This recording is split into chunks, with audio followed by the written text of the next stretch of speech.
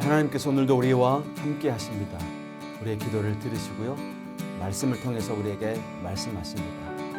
그런 진정한 교통이 이루어지는 은혜가 있기를 기도합니다.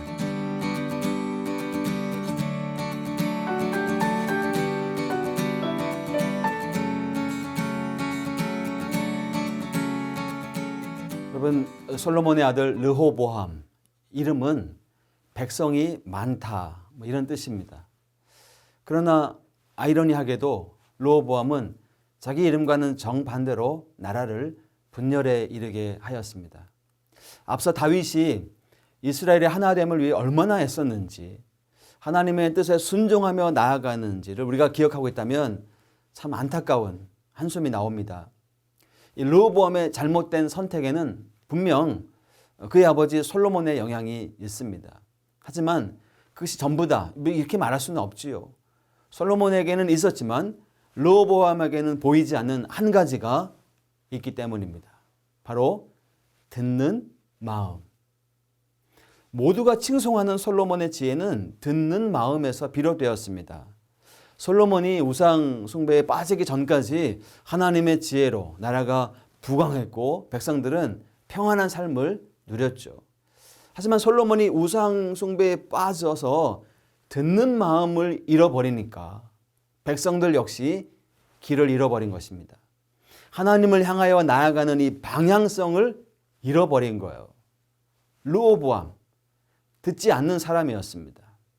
그는 솔로몬과 오랫동안 함께 나라를 부강하게 만든 원로들에게 조언을 물었는데요. 그들의 조언을 듣지 않았습니다. 말씀은 더 강하게 원로들의 조언을 버렸다, 이렇게 표현을 합니다.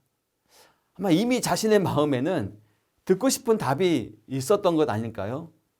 듣고 싶지 않은 답이 들어오니까 이걸 거부한 것입니다. 3일 뒤에 이스라엘 백성들을 다시 만난 르호보암은 자신을 따르는 젊은 신하들의 말처럼 자신은 백성들에게 더 무거운 멍에를 지우고 또 가죽 채찍이 아닌 더 아프고 무서운 전갈로 다스리겠다고 선언하고 맙니다.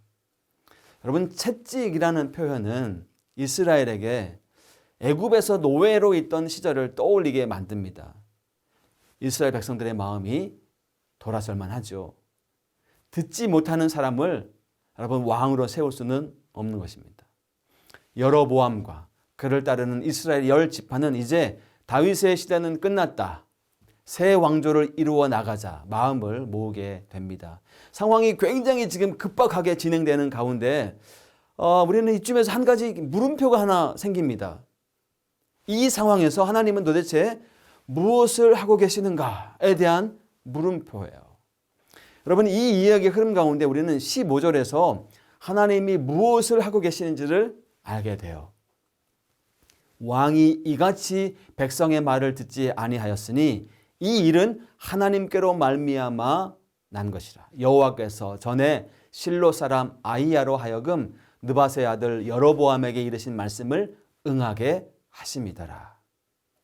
하나님께서는 하나님의 방식대로 일하고 계셨습니다. 그냥 결코 보고만 있으신 것이 아니었어요. 하나님께서 듣지 못하신 것이 아니라 여로보암을 포함한 이스라엘 10지파가 하나님을 잊어버리고 있었던 것입니다. 그들이 정말 이스라엘의 참된 통치자가 하나님이심을 확신하고 그분을 따라 옳은 길을 선택하고 싶었다면 하나님이 택하신 다윗의 가문에 등을 돌리지는 않았을 테죠. 여러분, 다윗 가문과 등을 돌리겠다는 것은 다윗의 집안을 통해 이스라엘과 맺으신 하나님의 언약을 깨겠다. 이걸 파기하겠다는 선언이나 마찬가지입니다. 오히려 그런 마음이었다면 이런 상황을 하나님께 가지고 나아가서 하나님께 호소하고 하나님의 음성을, 하나님의 뜻을 기다리고 그분의 일하심을 기다려야만 했던 것입니다. 하나님이 들으시는 하나님이신 줄을 알았다면 말이죠. 그러나 그들은 르호보암과 같이 듣지 않고 그들 역시도 자신들이 옳다 여기는 길을 선택하며 나아갑니다. 르호보암도 여로보암도 모두가 다 듣는 마음을 상실한 것입니다. 여러분, 이 분열의 사건은 하나님의 크신 계획 가운데 듣지 못하는 르호보암과 듣지 못했던 이스라엘 백성, 서로의 잘못으로 초래가 되었습니다. 여러분, 듣는 마음, 지혜는 하나님을 향한 겸손과 그분을 향한 신뢰에서 비롯됩니다. 여러분들은 듣고 계시나요? 우리는 하나님이 정말 들으시는 하나님이신 것을 신뢰하고 있습니까?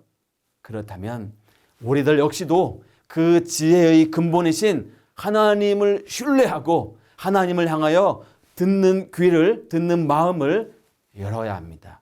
오늘도 이 성경 묵상을 통해서 또 여러분들의 기도 가운데 하나님이 말씀하실 거예요. 그분의 말씀을 들을 때만이 우리가 걷는 이 길의 참된 의미와 또 뜻을 깨달아 알 수 있어요. 이 방향을 놓지 않을 수가 있습니다. 이 방향대로 듣는 마음으로 오늘도 걸어가는 저와 여러분들의 하루가 되기를 기도합니다. 기도하겠습니다.